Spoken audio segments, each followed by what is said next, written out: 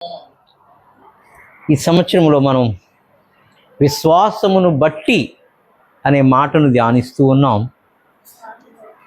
విశ్వాసమును బట్టి మనము హెబ్రీయులకు రాసిన పత్రిక 11వ అధ్యాయంలో విశ్వాస వీరులు చేసిన కార్యాలను బట్టి, విశ్వాస వీరుల ద్వారా మనం నేర్చుకోవాల్సిన విశ్వాసమును బట్టి అనే ఒక వాక్య ధ్యానపు లోతులోనికి వెళ్తూ ఉన్నాం. మన పితృడైన అబ్రహాము విశ్వాసమును బట్టి హెబ్రీయులకు రాసిన పత్రిక 11వ అధ్యాయము 8వ వచనం,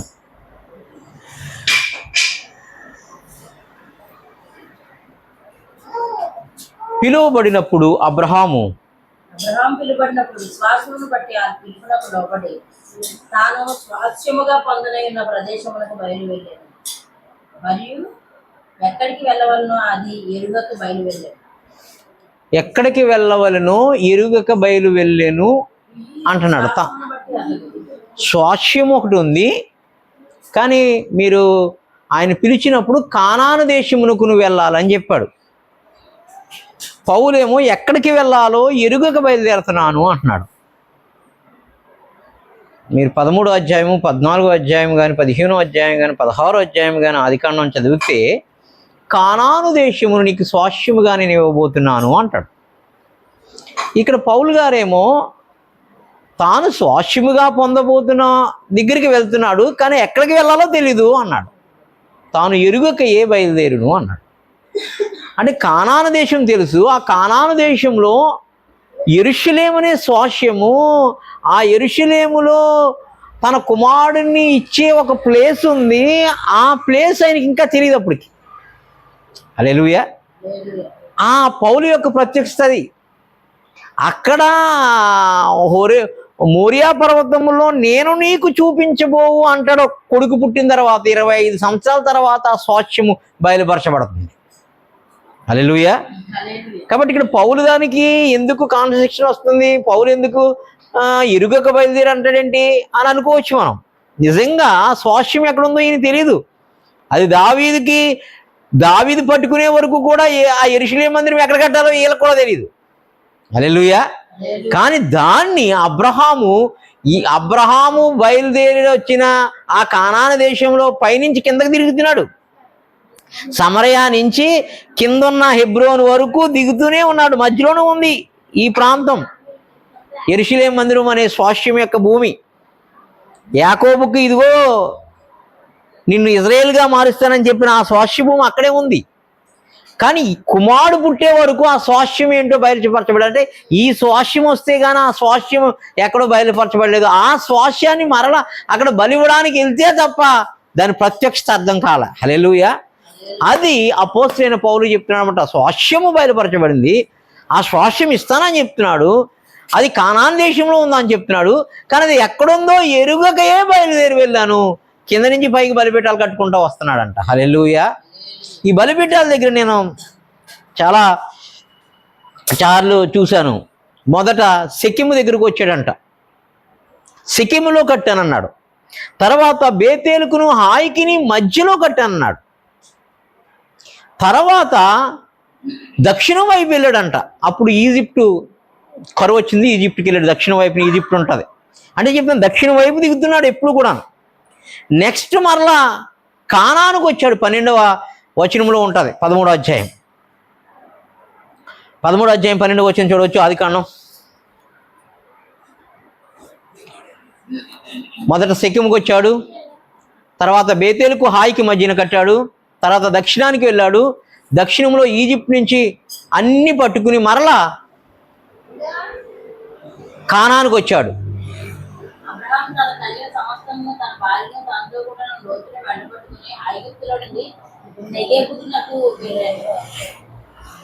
12వ వచనం అదే ఉందా? 12వ వచనం అని అన్నాడు.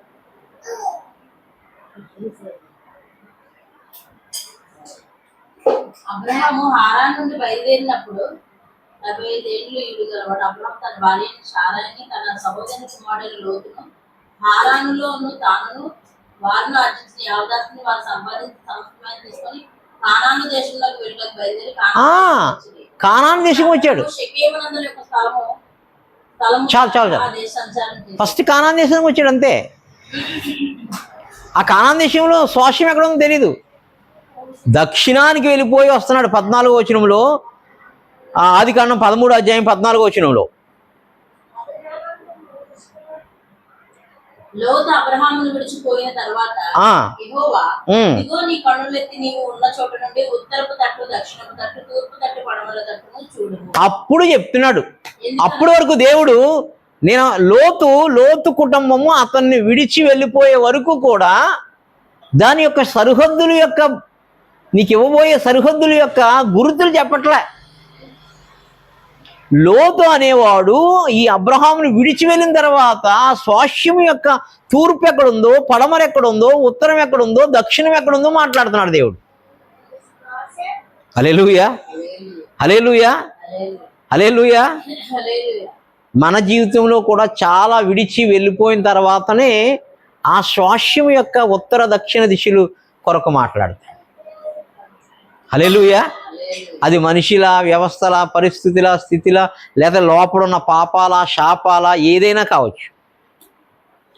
అవి విడిచి వెళ్ళకుండా నీకు ఆ భూమిని చూపిస్తాడేమో తప్ప దాని సరిహద్దులు మన కొరకు మాట్లాడు. ఆయన విడిచి వెళ్ళిన తర్వాత చెప్తున్నాడు కన్నులెత్తి చూడు అని. 15వ వచనం చూడండి. ఎందుకనగా నీవు చూచుచున్న ఈ దేశం అంతటిని నీకును నీ సంతానమునకును సదాకాలము, అంటే కనుక ఎప్పటికీ భూమి ఎక్కడికి నాశనం అవదో, నాశనం అయిపోద్ది అనుకుంటున్నాం మనం. మిక్కిటి వేండ్రంతో అగ్నితో పుటం వేయబడుతుంది అంతే. పేతురు గ్రంథంలో చెప్తాడు, మిక్కిటి వేండ్రంతో భూమి, ఆకాశ భూములు మిక్కిటి వేండ్రంతో లయమైపోతున్నాయి అంటాడు. ఆ లయమైపోయి ఎక్కడికి వెళ్ళిపోతాయి? ఎక్కడికి వెళ్ళవు, ఇక్కడే ఉంటాయి. హల్లెలూయా, హల్లెలూయా, హల్లెలూయా. మిక్కిటి వేండ్రంతో సొదొమ గొమొర్రాలు కాలిపోని ఎక్కడికి వెళ్ళిపోని? అక్కడే ఉన్నాయా లేవా? కేవలం భూమే కాలింది అక్కడ. ఇక్కడ అలా కదా, ఆకాశము భూమి రగులుకొని అంటున్నాడు కదా. అంటే ఈ భూమి ఆకాశం రగులుకొని కాల్చబడినప్పుడు, అగ్ని చేత పుటం వేయబడినప్పుడు కొత్త ఆకాశం, కొత్త భూమి వస్తుంది తప్ప ఈ భూమి ఎక్కడికి వెళ్ళదు. కాబట్టి సదాకాలము ఈ భూమి ఇస్తాను మీకు అంటున్నాడు. ఒక్కడు విశ్వాసం వల్ల నమ్మడం బట్టి.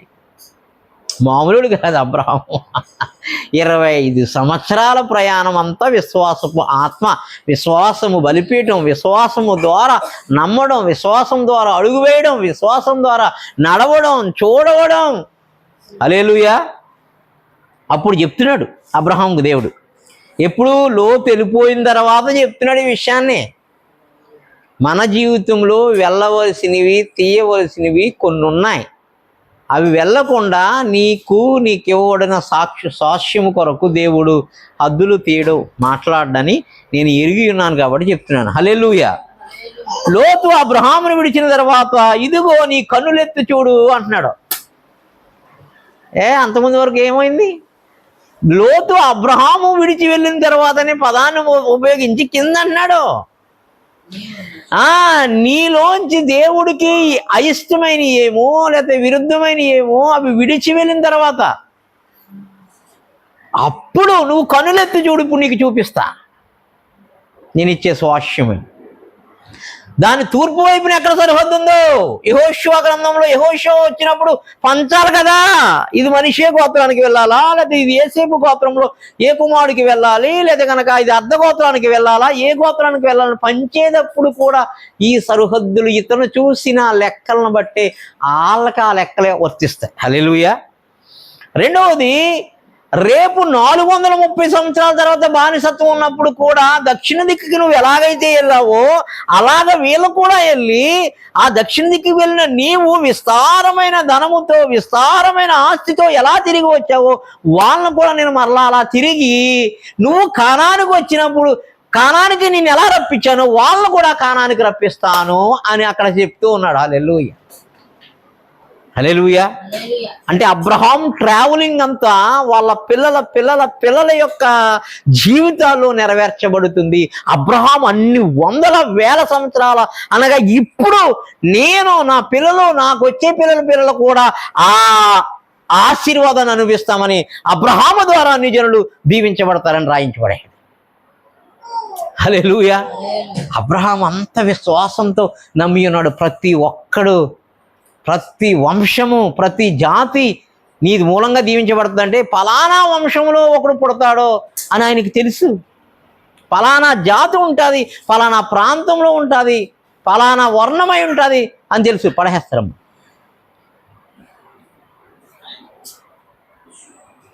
హల్లెలూయా, హల్లెలూయా.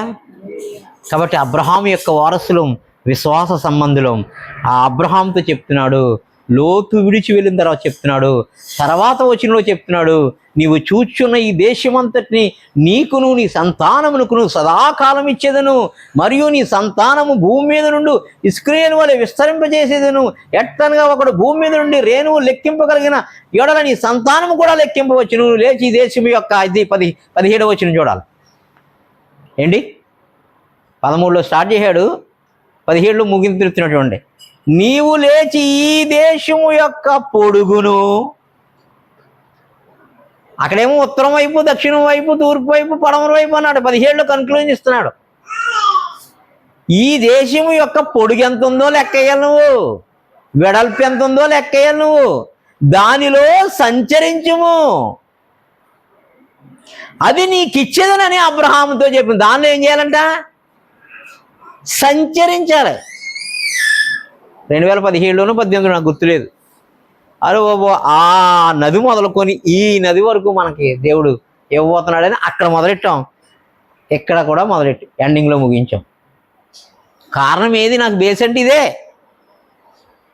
బేస్మెంట్ ఏమీ లేదు నాకు, ఇదే వాక్యాలే బేస్మెంట్ అంతే. వాక్యానికి మించిన ప్రమాణం మరొకటి లేదు. ఆ నది ఈస్ట్ గోదావరి నది దిగుమది ఇక్కడ కృష్ణా నది వరకు పెట్టుకుంటానే సంచారం చేసుకుంటానే వచ్చాం, ప్రార్థనలు చేసుకుంటానే వచ్చాం, ప్రయత్నాలు చేసుకుంటానే వచ్చాం. హల్లెలూయా. ఈ రోజున దేవుని కృప మన మీద ఉంది. హల్లెలూయా. అందుకనే నీకు ఏదైనా దేవుడు చెప్పాడంటే మొదట సంచారం చేయాలంట. దాని పొడుగు ఎంతో వెడల్పు ఎంతో కూడా నీకు తెలియాలంట. అప్పుడు ఆ దేశము నీకు సంచారం చేసావు కాబట్టి, నీ పాదాలు అడుగుపెట్టినవి కాబట్టి, ఆ సంచారం చేసిన భూమంతా, ఎవరో మనకు పూర్వకాలంలో ఒక సామెత ఉంది కదా, నువ్వు నడుచుకున్న సూర్యుడు అస్తమించే వరకు నువ్వు నడిచిన భూమంతానికి ఇస్తాను అనే సామెత ఉంది. అలాగా. హల్లెలూయా, హల్లెలూయా అని ఆడెళ్ళిపోయిన తర్వాత మొదలెట్టి ఈ దేశం అంతా ఇస్తాను, తూర్పు వైపుని ఇస్తాను, పడమర వైపు ఇస్తానని పొడుగు ఎంతో వెడల్పు ఎంతో సంచారం చేసి నువ్వు పొందుకో అంటున్నాడు. కాబట్టి మనకివ్వబడిన దర్శనంలో, మనకివ్వబడిన ప్రాంతంలో సంచారం జరగాలి. అప్పుడు దేవుని యొక్క చిత్తం, ఉద్దేశము, సంకల్పం అంతా మన యొడల జరిగించడానికి దేవుడు కృప చూపిస్తాడు. తర్వాత 18వ వచనం చూడండి.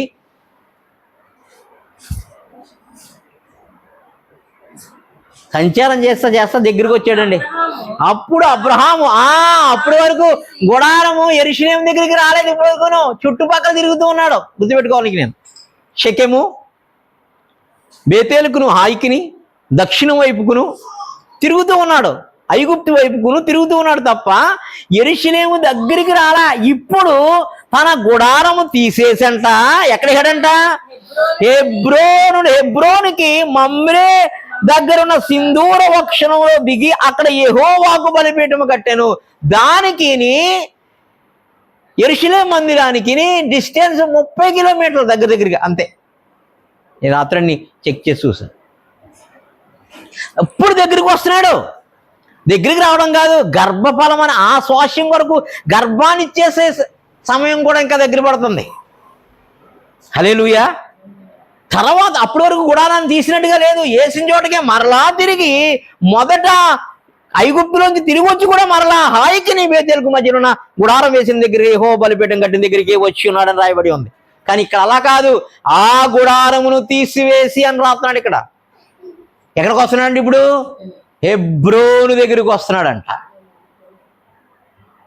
ఆడుకొని ఉన్నాడు. అక్కడ యెహోవాకు బలిపీఠం కట్టాడంట. హల్లెలూయా, హల్లెలూయా. తర్వాత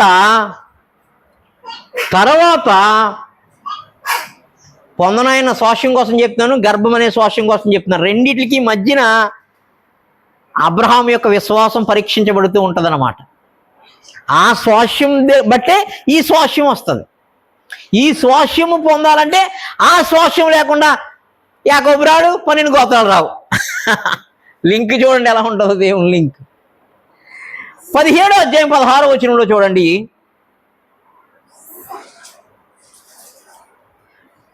హెబ్రీ రాసిన పత్రిక 11వ అధ్యాయంలో కూడా విశ్వాసమును బట్టి శారా అని రాయబడి ఉంది. ఆమె విశ్వాసం కూడా ఇక్కడ బయలుపరచబడుతుంది.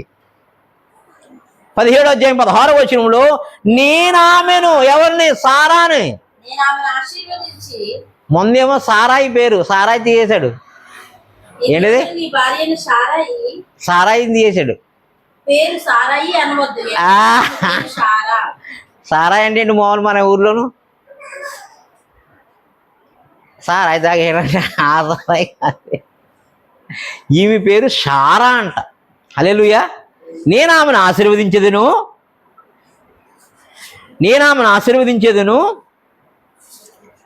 17వ అధ్యాయం 16వ వచనం. నేను ఆమెను ఆశీర్వదించి ఆమె వల్ల నీ కుమారుని కలగజేసేదను, నేను ఆమెను ఆశీర్వదించేది. మరలా చెప్తున్నాడు రెండోసారి. ఆమె జనములకు తల్లి అయ్యుండును, జనముల రాజులు. అబ్బబ్బా.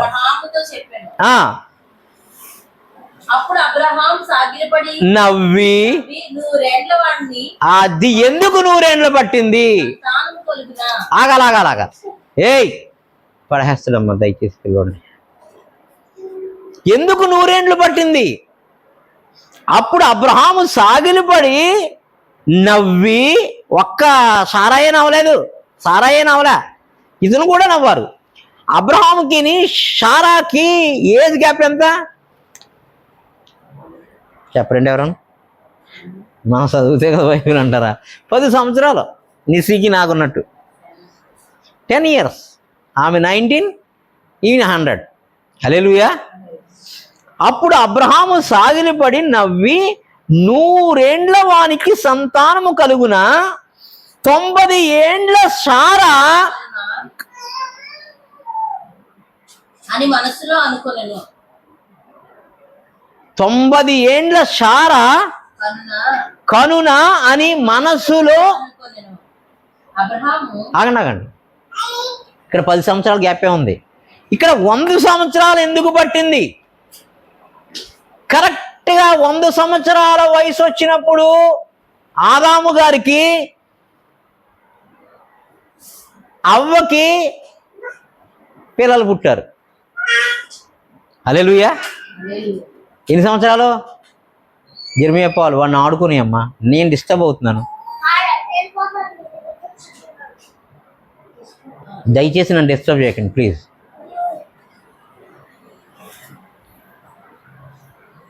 100 సంవత్సరాల వయసు వచ్చినప్పుడు ఒక కుమారుడు వచ్చాడు. ఆ కుమారుడు కూడా శోధన ద్వారా పుట్టబడినవాడు, టెంప్టేషన్ ద్వారా పుట్టబడినవాడు. అలాగా ఈమె కూడా 100 సంవత్సరాల వయసు వచ్చినప్పుడు ఒక టెంప్టేషన్ జరుగుతుంది.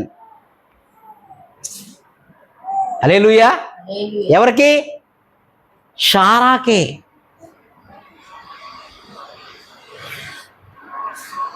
ఆనాడు అదే జరిగింది, ఇప్పుడు అదే జరిగింది.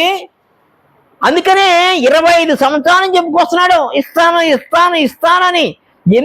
ఎందుకు ఇన్ని 100 అనే మాట ఎందుకు రావాలంటే, ఆదాముకు 100 ఏండ్లు వచ్చినప్పుడు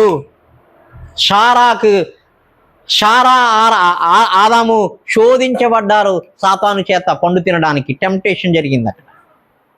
అప్పుడు పుట్టినవాడే కయీను. ఇప్పుడు అట్లాంటి వాడు కాదు. ఇప్పుడు వాగ్దానం చేస్తున్నాడు దేవుడు వచ్చి. అతనికి వాగ్దానం చేయలేదు నీకు నీ కుమారుని ఇస్తానని. కానీ అబ్రహాముకి 25 సంవత్సరాల నుంచి వాగ్దానం చేస్తున్నాడు. వాగ్దానం చేయడమే కాదు, వాగ్దాన భూమి చూపిస్తున్నాడు. అది నీ స్వాస్యానికి అన్నాడు. హల్లెలూయా.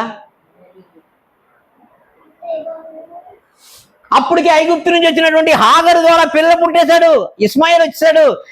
ఆడు నీ కొడుకే కాదంటున్నాడు దేవుడు.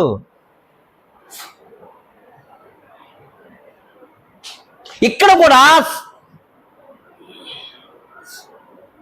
100 సంవత్సరాలకు శోధించబడ్డాడు. శోధించబడినప్పుడు శారీర ఇచ్చ కలిగింది. కయీను వచ్చాడు. కయీను నరహంతకుడు. హల్లెలూయా. అదే విధముగా ఇక్కడ సేమ్ టెస్ట్ సేమ్ జరుగుతుంది. కానీ అక్కడ డీప్కి వెళ్ళి మాట్లాడతాక నాకు లేదు. సరే, హల్లెలూయా. 22వ వచనం.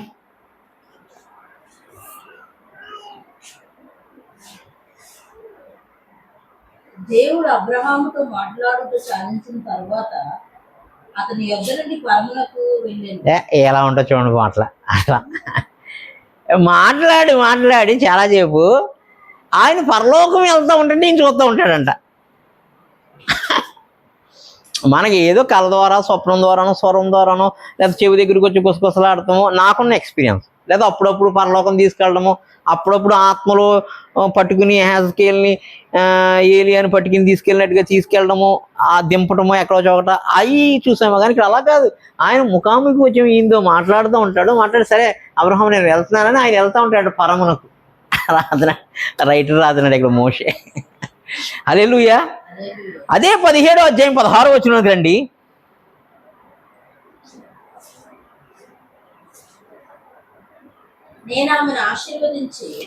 మరలా 16లో చెప్పు. నేను ఆమెను ఆశీర్వదించి ఆమె వలన నీ కుమారుణ్ణి కలగజేసేదను.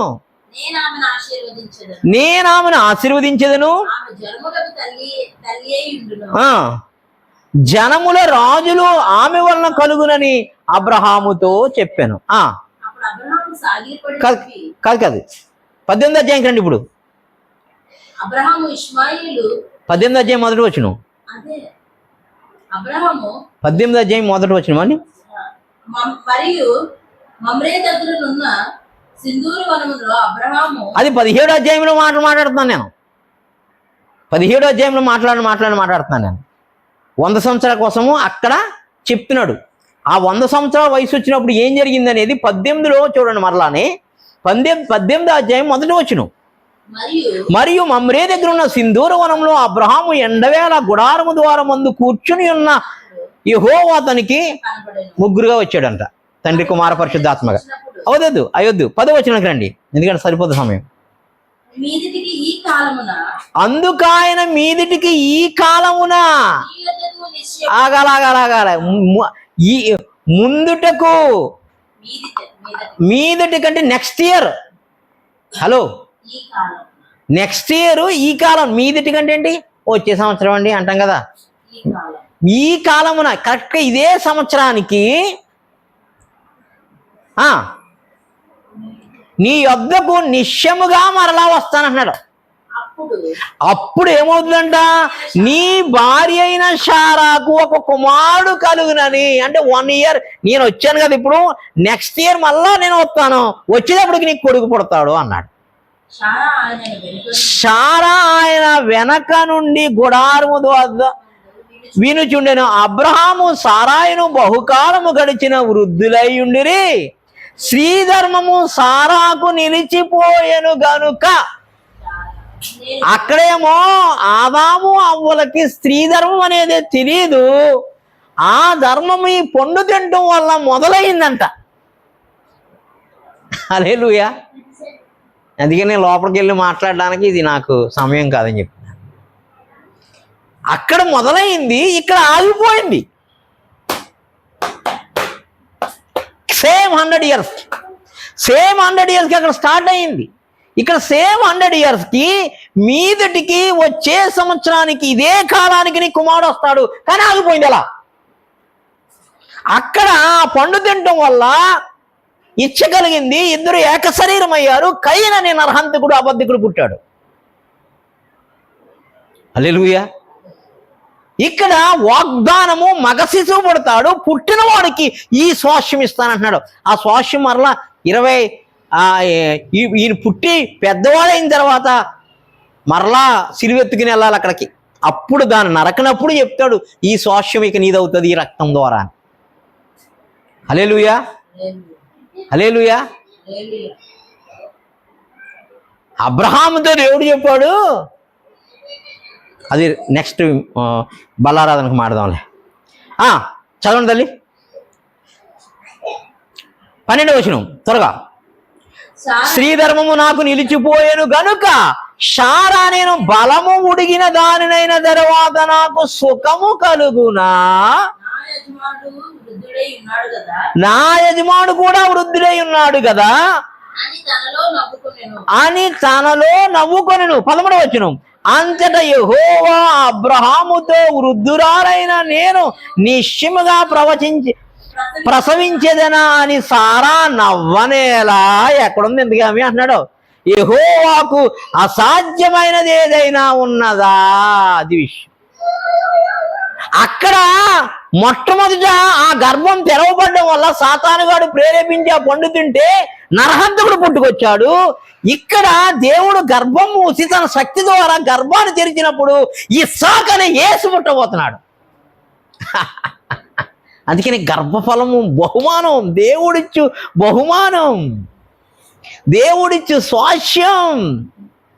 అసలు గర్భఫలంలోనే మొత్తం ఆశీర్వాదం ఉంది. హల్లెలూయా. నా ఆశీర్వాదం అంతా నా పిల్లలే. హల్లెలూయా. నా ఆశీర్వాదం అంతా నా పిల్లలే. దేవునికి మహిమ కలుగును గాక. హల్లెలూయా. అక్కడ నరహంతకుడు పుడితే ఇక్కడ ఇస్సాకు అని నవ్వు పుడుతున్నాడు, ఇస్సాకు అని యేసు పుడుతున్నాడు, ఇస్సాకు అని బలియాగం అయ్యేవాడు పుట్టబోతున్నాడు. ఈ గర్భఫలంలోంచే రావాలి ఎవరు? యాకోబు. యాకోబులోంచి యోధా రావాలి, యోధాలోంచి యోధా గోత్రపు సింహం రావాలి. ఆ స్వాస్యాన్ని మీద సింహాసనం వేసుకుని ఏలుబడి చేయాలి. అబ్రహాము యొక్క 12 గోత్రముల వారు రాజ్యాధికారం చేయాలి. కయీను గాడిలోంచి వేరే సంతానం రావాలి, వాళ్ళలోంచి యాంటీ క్రైస్ట్ రావాలి, వాడు ఇక్కడ రాజ్యాధికారం చేయాలి. వాడు ప్లాన్ సేమ్ 200 ఇయర్స్కే నడుస్తూ ఉన్నాయి. అందుకని 25 సంవత్సరాలు విశ్వాసమునకు పరీక్ష జరుగుతూ ఉంది. స్వాస్యం అంటే పరలోకము నీకు ఇవ్వబోతున్నాడు. స్వాస్యం అంటే పాస్టర్ గారికి అనుకునేది ఏంటంటే ఓరియం బోల్ డబ్బు, ఓరియం బంగారం వచ్చా కాదు. అసలు అవి నశించిపోతాయి. వెండి నశించును, బంగారం నశించును, కానీ నశించని మహిమతో కూడిన, మహిమా దేహాలతో కూడిన మహిమా రాజ్యము, మహిమాలోకము నీకివ్వబోతున్నాడు. అదే పరలోక స్వాస్యం. ఆ స్వాస్యం కొరకు విశ్వాసం కలిగి ఉన్నాడు. ఆ పునాదులు గల పట్టణం కొరకు అబ్రహాము విశ్వాసంతో ఎదురు చూస్తున్నాడు. పిల్లలు లేనప్పుడు 100 ఇయర్స్ రావాలి. ఎందుకంటే మొట్టమొదటి వాడు పడిపోయాడు, ఇప్పుడు రెండో వాడిని ఎన్నుకుంటున్నాడు. అందుకనే నేను అబ్రహామును తీసుకొచ్చి ఇక్కడ నాటాను అంటాడు. హల్లెలూయా. ఎక్కడి నుంచో పిలుచుకొచ్చాడు. మొదట ఆదాముని ఎక్కడ చేశాడు తెలుసా దేవుడు? అదే యెరూషలేములో చేసి ఏదోనులో వేశాడు. కానీ ఈయన అక్కడ కాదు, ఆ ఏదేను తోటలో ప్రవహిస్తున్న ఒక నది దగ్గర నుంచి పుట్టిన ఒక ఇసుకరేణుని తీసుకొచ్చి, ఒక మట్టిని తీసుకొచ్చి, ఒక అబ్రహాముని తీసుకొచ్చి ఈ యెరూషలేములో నాటుతూ ఉన్నాడు. చాలా డిఫరెంట్ ఉంది. అబ్రహాము కోసం ధ్యానించడానికి మన బలము, మన శక్తి, మన జ్ఞానము సరిపోదు. పరిధులు లేనిది. చిన్న 12 వచనంలోంచి 12 అధ్యాయంలో స్టార్ట్ అయ్యి ఆదికాండంలో ముగిసిపోతుంది. కానీ ఆయన ఘట్టము, ఆయన మహాపురుషుడు. చదవండి అమ్మా. యెహోవాకు అసాధ్యమైనది ఏదైనా ఉన్నదా? మీదటికి కాలము నిర్ణయక. ఇక్కడ చూడండి 14వ వచనము. ఈ కాలమున నిర్ణయ కాలమందు ఆగాలి. సేమ్ అదే కాలంలో అక్కడ కయీను పుట్టాడని నేను నమ్ముతున్నా. ఆ నిర్ణయ కాలంలోనే అక్కడ ఏదో జరగకూడదు జరిగిపోయింది. కానీ ఈ నిర్ణయ కాలంలో అసలైన యేసు వంశావళి రాబోతుంది. సాతానును చితక తొక్కే, పాదముల కింద తొక్కే వంశావళి రాబోతుంది. చూడండి, నిర్ణయ కాలమందు నీ వద్దకు తిరిగి వచ్చినప్పుడు సారాకు కుమారుడు కలుగునా నేను. సారా భయపడి నవ్వలేదని చెప్పగానే నీవు నవ్వితువనెను. 19వ అధ్యాయం. ఇప్పుడు 17 చదువుకున్నాం, 18 చదువుకున్నాం మనం. 17 కూడా అయిపోయింది, 18 అయిపోయింది, 19కి వచ్చాం. 19లో సొదొమ గొమొర్రా కోసం ఉంది. ఇది అయిపోయినట్టే నేను మరి వెళ్తా సొదొమ గొమొర్రాలో మరి ఇలా జరిగింది. అప్పుడు ఇంటి దగ్గర మాట్లాడలేదు ఆ సిచ్యువేషన్. అలా బయటికి నడుచుకుంటా వెళ్ళారంట. అక్కడికి యెహోవా బలిపీఠం కట్టే ప్లేస్ దగ్గరికి వెళ్ళారంట. అందుకనే యెహోవా సన్నిధిలో ఇంకా నేను నిలిచి ఉండగానే అంటాడు అక్కడ. మీరు చదివితే కనుక 19వ అధ్యాయం చూడండి. ఆ 19వ అధ్యాయం తెలుసు కదా మీకు, సొదొమ గొమొర్రాలో మునిగిపోవడం, నాశనం అయిపోవడం చూశారు. 20వ అధ్యాయం 1 వచ్చిన చూడండి. అక్కడ నుండి అబ్రహాము రెండు సార్లు వెళ్ళాడు. ఎవరు? అబ్రహాము. 16వ అధ్యాయంలోనే ఇప్పుడు ఒకసారి వెళ్ళారు. ఎక్కడికి? దక్షిణానికి వైపు వెళ్ళి ఐగుప్తుకి వెళ్ళాడు కరువు వచ్చినప్పుడు. మరలా 20వ అధ్యాయంలో అక్కడ నుండి అబ్రహాము దక్షిణ దేశమునకు తరలిపోయి కాదేశుకును షూరుకును మధ్య ప్రదేశములో నివసించి గెరారులో కొన్నాళ్ళుండెను. అది ఎక్కడుంది? ఫిలిస్తీన్లు ఉండి మొన్న యుద్ధం జరిగింది కదా, గాజా, దానికి దగ్గరలో ఉంటుంది అన్నమాట. ఆ గెరారులో ఉన్నాడు. గెరారులో ఒక రాజు ఉన్నాడంట. చూడండి. కాదు 21వ అధ్యాయం 1వ వచనం. 21వ అధ్యాయం 1వ వచనం. యెహోవా తాను చెప్పిన ప్రకారము షారాను దర్శించెను. యెహోవా తానిచ్చిన కాదు ఇక్కడ గెరారులో ఆ రాజు ఈమెని ఇంట్లో తీసుకెళ్తాడు. చదవండి అమ్మా. గెరారులో ఆ రాజు షారాను తీసుకెళ్తాడు. చదవండి.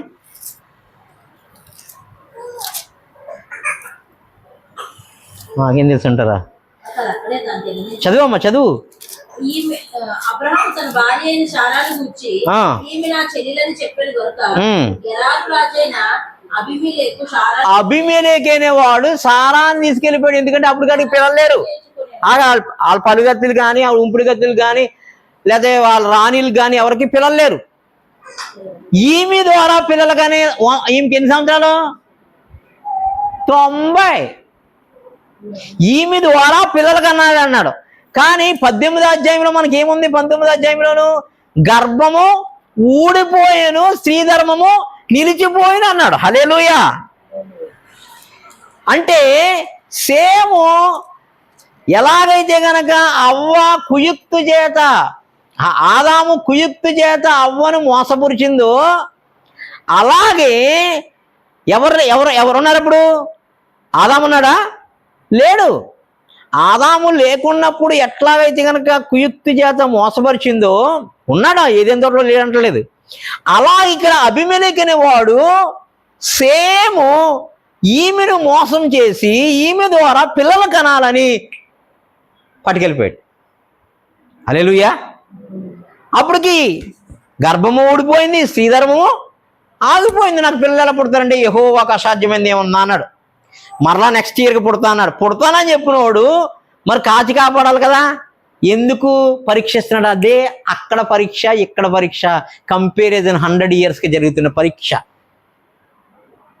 అందుకనే షారా ఒక ఆదాము తర్వాత ఆదాము భార్య అయినా హవ్వకు చెప్పాడు, నువ్వు అనేక జనములకు తల్లి అని. తర్వాత అదే వాగ్దానాన్ని మీకు చెప్తున్నాడు, నీవు సమస్త జనములకు తల్లివి అని. హల్లెలూయా. ఆ రాత్రి దేవుడు ప్రత్యక్షమయ్యాడు. అబీమెలెకుతో మాట్లాడుతున్నాడు దర్శనంలో. చచ్చిపోతారా బిడ్డ? ఆమె ఎవరనుకుంటున్నా? ఆయన ప్రవక్త. అతని ద్వారా ప్రార్థన చేస్తే నీకు సంతానం వస్తుంది, నీ గర్భాలు తెరవబడతాయి అని చెప్తున్నాడు. సేమ్ ఏదెను తోటలో జరిగిన శోధనే మరలా గెరారు దేశంలో అబీమెలెకు రాజు ద్వారా జరిగింది. హల్లెలూయా. అందుకని 100 years పట్టింది. హెబ్రీ రాసిన పత్రిక 11వ అధ్యాయంలో, హెబ్రీ రాసిన పత్రిక 11వ అధ్యాయంలో ఏముందంటే,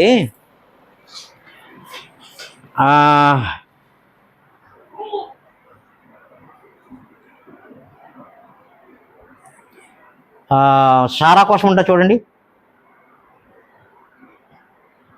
11వ వచనం. మన కాన్సెప్టే అది. ఏంటి? విశ్వాసమును బట్టి అనే పదాన్ని మనం ధ్యానిస్తూ ఉన్నాం. విశ్వాసమును బట్టి సారాయు వాగ్దానము చేసిన వాడు నమ్మదగిన వాడని ఎక్కడ ఎంచుకుందా కన్నా అబీమెలెకు ఇంట్లో ఎంచుకుంది. హల్లెలూయా. నా దేవుడు నమ్మదగిన వాడు, నన్ను ఏం చేయాలని తెలుసు. ఇప్పుడు తీసుకెళ్ళిన రాణీలు వాళ్ళందరూ ఈమెని రెడీ చేస్తారు కదా, అప్పుడు కనుక్కోరా నీకు స్త్రీ ధర్మం జరుగుతుందా లేదా అని. హల్లెలూయా. సారాయి కోసం రాయబడిందండి. 11వ అధ్యాయంలో ఎంతమంది స్త్రీల కోసం రాయబడిందో నేను లెక్క పెట్టలేదు, కానీ నా తల్లి అయిన సారాయి కొరకు రాయబడింది. అందుకనే అపోస్తులుగా కొత్త నిబంధనలో చెప్తాడు, మీరు మీరు సారాకి తల్లిలాగా మారాలి, సారాకు మీరు పిల్లలాగా మారాలంటాడు పౌలు. సారా యజమాని అని పిలిచింది, ఆమెకు మీరు పిల్లల్లాగా మారాలి, అలా మారిపోవాలి. మన దేవుడమ్మా విశ్వాసం బట్టి 11వ వచనం, విశ్వాసం బట్టి సారాయి వాగ్దానం చేసిన వాడు నమ్మదగిన వాడు ఎంచుకొనెను గనుక తాను వయసు గతించినదైనను గర్భము ధరించుటకు శక్తి పొందెను. అదే గర్భము మరియలోనికి, అదే శక్తి మరలా మరియలోకి వచ్చింది.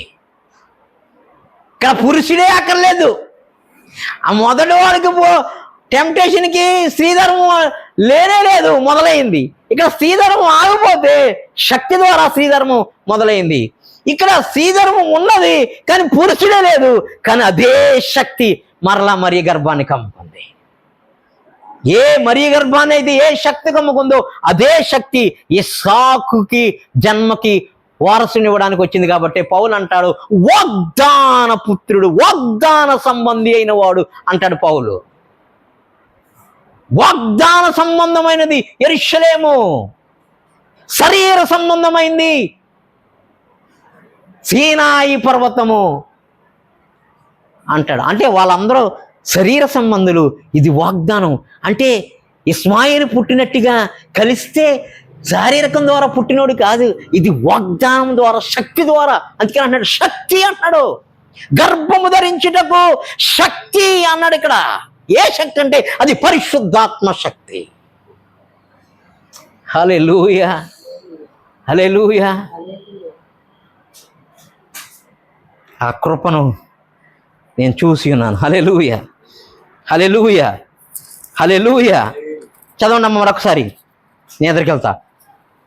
సారా కోసం, సారా కొరకు రాశాడండి. విశ్వాస వీరుల్లో ఎంతమంది పురుషులు ఉన్నారో నాకు తెలియదు, సారా కొరకు రాయబడింది. ఎందుకంటే విశ్వాసమును బట్టి సారాయి వాగ్దానం చేయబడిన వాడు, నమ్మదగిన వాడు, ఎంచుకొనెను గనుక ఆమె తెలుసుకుంది, నమ్మింది కాబట్టి, విశ్వసించింది కాబట్టి ఆమె, చెప్పమ్మా, ఆమె వయస్సు గతించిందైనా కూడా గర్భము ధరించుటకు అబీమెలెకు రాజు ఇంట్లో ఈమెకి శోధన, టెంప్టేషన్ వచ్చింది. అబ్రహాముకి వచ్చింది. అక్కడ ఏదైనా తోటలో వాళ్ళిద్దరూ పడిపోయారు, కానీ ఇక్కడ ఇద్దరిని పడనివ్వలేదు దేవుడు. అందుకే నేను విశ్వాస వీరులు, విశ్వాస సంబంధమైన శూరులు కాబట్టి విశ్వాస పత్రికలు రాయబడింది. అప్పుడు చెప్తున్నాడు అన్నమాట. 21వ అధ్యాయములో 1-2 చదవండి. ఇప్పుడు యెహోవా తాను చెప్పిన ప్రకారము సారాను దర్శించెను. ఈ టెంప్టేషన్ లో, ఈ సిచ్యువేషన్ లో సారా డైలాగ్ అది 11వ అధ్యాయంలో 11వ వచనంలో డైలాగ్ అది. ఆ డైలాగ్ ఆమెలోంచి వచ్చిన తర్వాత, ఆమె శక్తి పొందిన తర్వాత, ఆమెలోనికి ఆ శిశువు ప్రవేశపెట్టిన తర్వాత ప్రభు ప్రత్యక్షమై యెహోవా తాను చెప్పిన ప్రకారము సారాను దర్శించెను. యెహోవా తాను ఇచ్చిన మాట చెప్పున, అదే మాట చెప్పిన ఆయన నమ్మదగిన వాడు. మాట ఇచ్చి తప్పుడు అంటుంది అక్కడ.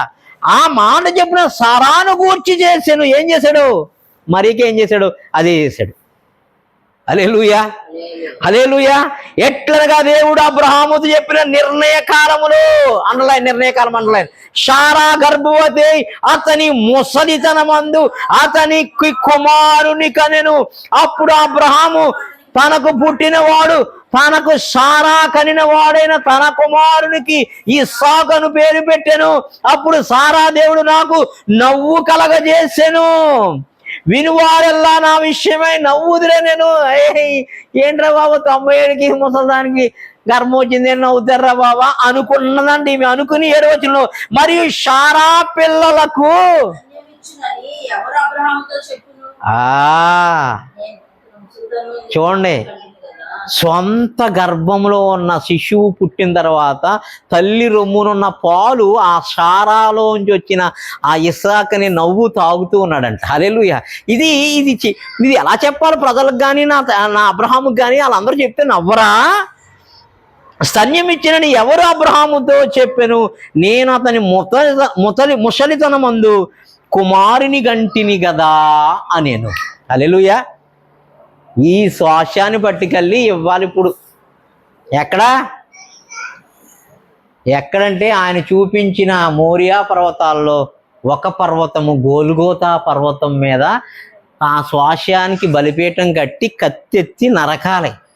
నరకటానికి కత్తెత్తినప్పుడు అప్పుడు స్వాస్యమైనటువంటి యేసుప్రభు ప్రత్యక్షమై, గొర్రెపిల్ల ప్రత్యక్షమై, ఇప్పుడు నీ విశ్వాసానికి నేను మెచ్చాను, ఇదిగో ఈ స్వాస్యం అంతా నీదే, ఈ స్వాస్యంలోంచి వస్తున్న వారిదే, ఇక నీ సంతానానిదే అని చెప్తాడు. ఆ స్వాస్యమును పొందగోరు బయలుదేరాడంట అబ్రహాము. ఇంతకే ఈ స్వాస్యమును కాదు. హల్లెలూయా. అబ్రహాము ఆ స్వాస్యమును పొందగోరి బయలుదేరాను. ఆ స్వాస్యములో ఉండే పునాదులు గల పట్టణం కొరకు ఎదురు చూశాను. ఇక్కడ మనం కట్టుకునే బిల్డింగ్లు, బెంజ్ కార్లు కోసం కాదు. దానికి ఎన్ని అధ్యాయాలు. ఎక్కడికి వచ్చాం? మనకి 20కి వచ్చాం, 21కి వచ్చాం, ముగించలేదు ఇంకా. మన టైం అయిపోతుంది, మనం ముగించారు ఇప్పుడు. లేకపోతే ఏంటో బాబు అని చెప్పి. హల్లెలూయా. అందుకని నీవు నీ గర్భఫలాల్లోంచి వస్తున్న స్వాస్యము కొరకు దేవుడు కలిగి ఉన్న ప్రణాళిక, చిత్తం, ఉద్దేశం, సంకల్పం నువ్వు తెలుసుకోవాలి. అసలు నీ కొరకు నీవు పుట్టావు కదా, నీ గర్భాన్ని దేవుడు తల్లి గర్భంలో నిన్ను రప్పించాడు కదా, నీ కొరకు, నీ స్వాస్యం కొరకు ఏమేమి దాచి ఉంచాడో నువ్వు తెలుసుకోగలగా. ఎందుకంటే అబ్రహాము మూలముగా నీవు ఆశీర్వదించబడతావు. అబ్రహాము మూలముగా ఆశీర్వదించబడతారు అంటే అబ్రహాము లాంటి ఎట్లా విశ్వాసము, సారా లాంటి విశ్వాసం ఎట్లా ఉందో, అబ్రహాము సారా వాగ్దాన భూముల కొరకు ఎట్లా ఉందో, లేకపోతే నీకు, నీ సేవకు, నీ పరిచర్యకు, నీ కుటుంబానికి కూడా దేవుడిచ్చిన ఆ స్వాస్యభూము, ఆ దర్శనము కూడా నువ్వు పొందుకోవడానికి తూర్పు, పడమర, ఉత్తర, దక్షిణ దిశలు ప్రయాణం అవ్వాలి, సంచారము చేయాలి, ఆ పొడుగు వెడల్పును కొలవాలి అంట. అప్పుడు నీకు ఇస్తాడు ఆశ్రయపురాలను, ప్రపంచ నలుమూలల. హల్లెలూయా, హల్లెలూయా. అంతేగాని ఇక్కడ కోట్లు ఇస్తాడని నమ్మకండి. అసలు ఇస్తే ఇచ్చిన కాక, ఇవ్వకపోతే ఇవ్వకపోను కాక. 25 సంవత్సరాలు ఉన్నవాడికి అన్నీ ఇచ్చాడు దేవుడు. ఏం చేయను నా ఆస్తికి ఈ ఎలియాజరైనా వారసుడు అన్నాడు. కాదురా, 100వ సంవత్సరం రావాలి. ఒకడు నమ్మి మోసపోయాను. అబ్రహాము నేను నమ్మేను, నమ్మిన వారినే విడిచి వచ్చెను. అబ్రహాము నేను నమ్మేను, నమ్మిన వారినే విడిచి వచ్చెను. కడుపు పంట నీకిచ్చెను, జనములకే తండ్రి ఆయను, సర్వజనములకే తండ్రి. అప్పుడు అయ్యాడు తండ్రి. సర్వజనములకు తండ్రి కడుపు పంట ఇచ్చిన తర్వాత, కడుపు పంట ఎలా స్వాస్యమునిచ్చిన తర్వాత అప్పుడయ్యాడు. కాబట్టి నువ్వు, నీ కుటుంబము దేవుని యొక్క స్వాస్యము. దేవునికి మిమ్మల్ని మీరు ఇచ్చుకోండి. అప్పుడు దేవుడు మీ కొరకు దాచి ఉంచినంత ఇస్తాడు. మరుగు చేయడు, బయలుపరుస్తాడు. అందుకనే ఆయనకి అక్కడున్నప్పుడు మరుగు చేశాడు. ఏమి ఇస్తానో నీకు చెప్పను, నువ్వు కానాను రా అన్నాడు అంతే. అందుకని ఆయన అన్నాడు, ఆ స్వాస్యము ఎరుగకయే, ఆ స్థలము ఎరుగకయే అన్నాడు. తెలిసిపోయింది అబ్రహాముకి. కొండ ఎక్కుతున్నప్పుడు ఇలాగే ఎక్కుతానయ్యా నేను కూడా కొండ, నీ కుమారుని ఎక్కుతున్నట్టుగానే నేను కూడా ఇలాగే ఎక్కి మరణించబోతున్నానయ్యా, నమ్ముతున్నావా ఈ సిలువ సువార్తని? అయితే నువ్వు నమ్మినట్టుగా నిన్ను బట్టి అన్యజనులు నమ్ముతారు కాబట్టి ఆ అన్యజనుల కొరకు నీకు ముందుగా సువార్త ప్రకటించి నువ్వు నమ్మావు కాబట్టి వారిని నేను దీవిస్తాను. వారు నమ్మరు కాబట్టి కాదు రక్షణ, నువ్వు నమ్మవు కాబట్టి వారికి రక్షణ, నువ్వు నమ్మవు కాబట్టి వారికి ఆశీర్వాదం, నువ్వు నమ్మవు కాబట్టి వారికి ఆ స్వాస్యము నేను అనుగ్రహిస్తా. అబ్రహాము, వారు కూడా నీతో పాటు నీ రొమ్మున ఆనుకుంటారు. హల్లెలూయా, హల్లెలూయా, హల్లెలూయా. ఆ స్వాస్యము